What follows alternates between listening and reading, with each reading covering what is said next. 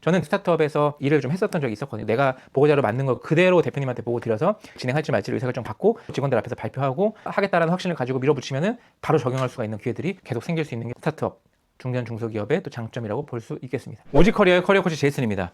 대기업을 다니는 직원들과 스타트업, 중견기업, 중소기업 다니는 직원들의 차이점에 대해서 좀 얘기를 좀 나눠보려고 하거든요. 제가 대기업에서도 근무를 해보고 스타트업과 중견기업에서도 일을 하다 보니까 이 두 기업의 분위기나 또 직장 생활에 대한 부분들의 차이점을 명확하게 좀 알겠더라고요. 그래서 이 부분을 여러분들이 좀 생각해 볼 수 있는 계기를 좀 마련해보고자 영상을 좀 촬영하게 됐습니다. 제주에 있는 많은 후배들이 또 동료들이 대기업을 다니다가 스타트업으로 이동을 하거든요. 이직을 하고 또 중견기업, 중소기업을 다니다가 대기업으로 이직하는 사람들도 있는데 이런 사람들은 또 별도의 또 니즈가 또 있더라고요. 그러면 스타트업이 좋을까? 중소, 중견기업이 좋을까? 대기업이 좋을까? 이 얘기를 좀 해보려고 하는데요. 대기업 같은 경우는 체계와 시스템이 갖춰져 있다 보니까 여기서 일을 하게 되면은 업무를 체계적으로 배울 수가 있어요. 어떠한 프로세스로 일을 처리해야만 하는지를 처음부터 알려주고 그 프로세스에 맞춰서 일을 배우고 내가 그 시스템 속에 들어가서 이게 당연하다라고 생각하고 그 프로세스에 맞춰서 일을 하게 되는 거죠. 시스템을 구축해 놨다 보니까 구축해 놓은 시스템을 그대로 사용하게 되면 불필요한 작업들을 하지 않고 시스템이 필터해주는 시스템이 정리해주는 자료들을 받아서 내가 업무에 활용할 수 있다는 점이 장점일 수 있겠습니다. 대기업에는 어느 정도의 학벌을 갖춘 사람들이 입사를 하다 보니까 내 주위에 있는 동료들이나 상사 또 부하들이 배울 수 있는 것들이 많이 있어요. 아무래도 일 처리가 빠르고 업무의 이해도가 빠르다 보니까 내가 여기서 적응하고 일을 배우고 또 협조를 구할 때에 좀 더 성숙한 소통들을 많이 해나갈 수 있는 거죠. 그런 측면이 대기업의 장점이 될 수 있고 비용 투자에 대해서 기본적으로 생각하는 투자 개념 자체가 중견 중소기업에서 생각하는 투자 금액보다 좀 더 높은 절대치를 가지고 있다 보니까 그 절대치의 기준 자체가 높아서 해보거나 시도해 볼 수 있는 프로젝트 단위가 굉장히 크다라고 볼 수 있겠죠. 이런 점이 대기업의 장점이 될 수 있겠습니다. 반면에 중견기업, 중소기업, 스타트업의 장점은 뭐냐면 대기업에서 일하다 보면은 주도성을 가지고 일을 하기가 어려워요. 왜냐면 보고 체계와 의사소통 체계가 많다 보니까 이 보고 체계를 무시하고 내가 일을 했을 때 뒤늦게 피드백을 받는 경우가 많이 있거든요. 너 왜 물어보지도 않고 일을 했어? 라고 하면서 질책을 당하는 경우들이 생길 수 있는데 스타트업이나 중견 중소기업에 가게 되면은 야 너가 알아서 해 라고 하면서 이거를 위임해주고 맡겨주는 일들이 많고 마치 내가 사업을 하는 것처럼 돌파하고 개척해야 되는 일들이 많이 있거든요. 그래서 주도적으로 일을 해볼 수도 있고 믿고 맡겨주는 일들이 더 많다.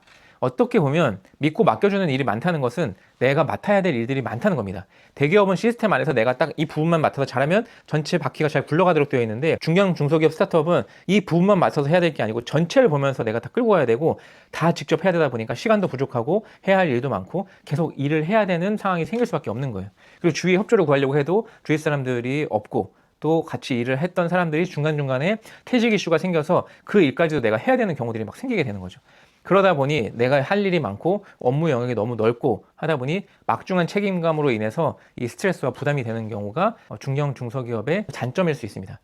근데 이게 장점이라고 생각하는 사람들이 있는 거예요. 왜냐면 대기업에서 부분적으로 일을 하다가 난 전체를 맡아서 하고 싶은데 라고 생각하는 사람들은 중견 중소기업에 와서 스타트업에 와서 나에게 다 맡겨주니까 너가 알아서 다 해라고 하니까 이게 나에게는 주도적으로 내가 하고 싶은 대로 할 수 있는 것이 장점이 될 수 있다는 겁니다. 그러니까 중견 중소기업에 있는 사람들은 일이 너무 많아서 힘들다고 하고 너무 많은 것들을 내가 다 해야 된다고 하는 게 힘들다고 하고 대기업에 있는 사람들은 내가 너무 작은 걸 하다 보니까 전체를 보고 싶어서 난 좀 큰 걸 좀 맡겨줬으면 좋겠다. 더 많이 맡겨줬으면 좋겠다. 더 넓게 했으면 좋겠다라는 것에 불만이 있다 보니까 이게 이쪽 대기업 직원들이 중견 중소 스타트업으로 가게 되고 또 중견 중소 스타트업 직원들이 대기업으로 가게 되는 이유가 된다는 겁니다. 대기업에서 중견 중소기업으로 가는 사람들은 시스템이나 체계가 없다고 하고 또 중견 중소 스타트업에 있는 사람들이 대기업으로 가게 되면 너무 부품적으로 소모적으로 일을 하는 것 같아서 재미가 없다라고 얘기를 하고 이 두 가지가 각각의 장단점이 있다는 거죠. 여러분이 생각하면서 이 두 가지 중에 어떤 것이 나에게 더 잘 맞고 장점이라고 생각하는지를 선택하면 되겠습니다. 이 두 가지를 한번 잘 비교해 보세요. 나는 주도적으로 일을 하길 원하는지 아니면 정해진 파트만 딱 맞춰서 너무 큰 것을 맡는 게 아니고 나는 이 부분만 맡아서 조금씩 성장하면서 전문성을 갖기를 원하는지 아니면 좀 더 넓은 폭을 가져가면서 전체를 끌고 가는 그런 역할을 하면서 일을 하는 것을 원하는지 한번 생각해 볼 문제이겠죠. 여러분들은 중견 중소 스타트업 그리고 대기업 중에 어떤 것을 선택하시겠어요? 저는 대기업에서 일을 하면서 또 휴직기간에 스타트업에서 약간 프로젝트 계약 형태로 일을 좀 했었던 적이 있었거든요. 그때는 거의 알아서 제가 다 했었어요.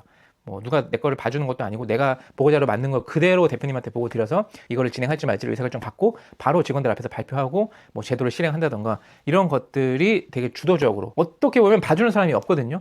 그런데 내가 하겠다라는 확신을 가지고 밀어붙이면은 바로 적용할 수가 있는 그런 기회들이 계속 생길 수 있는 게 바로 스타트업, 중견 중소기업의 또 장점이라고 볼 수 있겠습니다. 여러분들 지금 대기업에 다니고 있나요?